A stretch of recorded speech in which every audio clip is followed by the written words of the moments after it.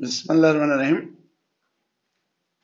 আমি আলহাজ মোহাম্মদ নুরুজ্জামান হাবলু মোল্লা, বড়গান্দিয়া, দৌলতপুর, কুষ্টিয়া। আমার রাজনৈতিক পরিচয়, কুষ্টিয়া জেলা ছাত্র দলের জয়েন্ট সেক্রেটারি ও সহসভাপতির দায়িত্ব পালন করি। দৌলতপুর থানা ছাত্র দলের সভাপতির ও সাধারণ সম্পাদক দায়িত্ব সুনামের সাথে দায়িত্ব পালন করি। ওই সাথে আমার ব্যবসায়িক পরিচয়, আমি প্রায় 85 সাল থেকে প্রথম শ্রেণীর ঠিকাদার এবং আমার টোবাকো বিজনেস প্রায় 15-20 বছর। আমি সরকার অনুমোদিত ঝিকঝাক ভাটা ব্যবসা করে আসতেছি প্রায় 14-15 বছর। ওই সাথে আমি 16 সাল থেকে নির্বাচিত কুষ্টিয়া হাভাটা মালিক সমিতির সভাপতি ও বাংলাদেশ ইটভাটা মালিক সমিতির কেন্দ্রীয় কমিটির নির্বাচিত সিনিয়র যুগ্ম মহাসচিব। আমার একটা হ্যারিয়ার গাড়িকে কেনাকে কেন্দ্র করে জাতীয় একটি পেপার এবং কুষ্টিয়া জেলার লোকাল কিছু পেপার বিভিন্নভাবে আমার মান সম্মানকে হানি করেছে।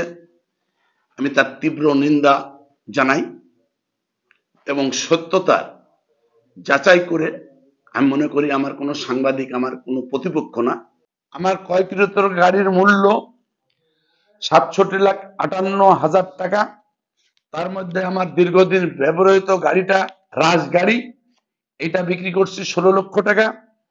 মিউচুয়াল ট্রাস্ট ব্যাংক গুলশান শাখার থেকে গাড়ির এগেনস্টে লোন নিয়েছি ৪০ লক্ষ টাকা।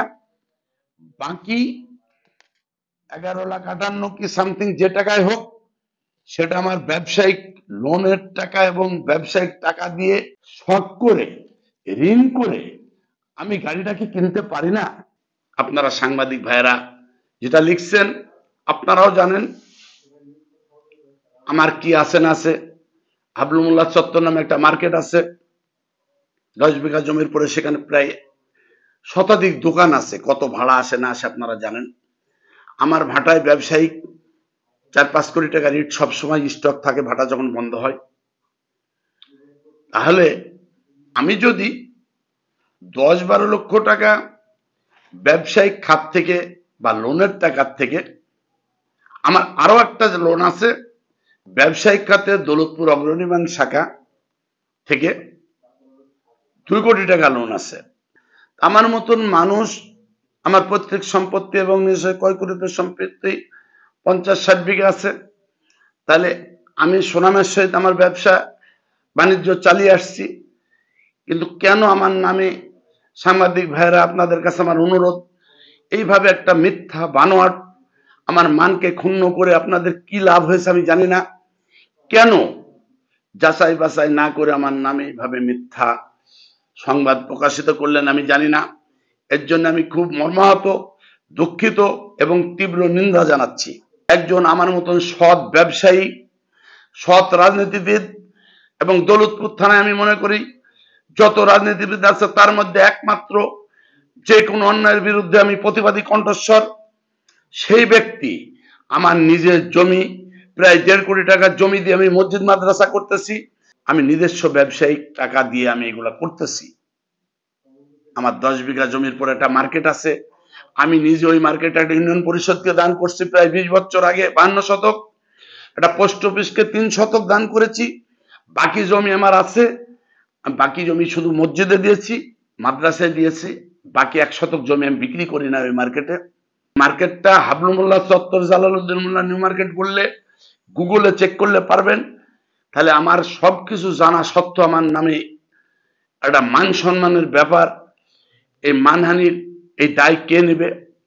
তাই আমার দাবি, আপনারা যারা আমার নামে মিথ্যা প্রচার চালিয়েছেন, আমার প্রত্যেকটি ব্যবসা সরকারি রাজস্ব, ভ্যাট, ট্যাক্স দিয়ে আমি ব্যবসা চালিয়ে আসতেছি।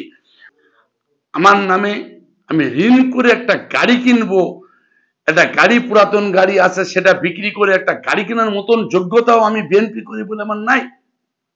কিন্তু আজকে দুঃখের বিষয়, আমি লোন নিয়ে একটা 10-12 লাখ টাকা লোনের টাকা ইনভেস্ট করে একটা শখ করে গাড়ি কিনেছে আমাকে নিয়ে এত কিছু লেখার জন্য।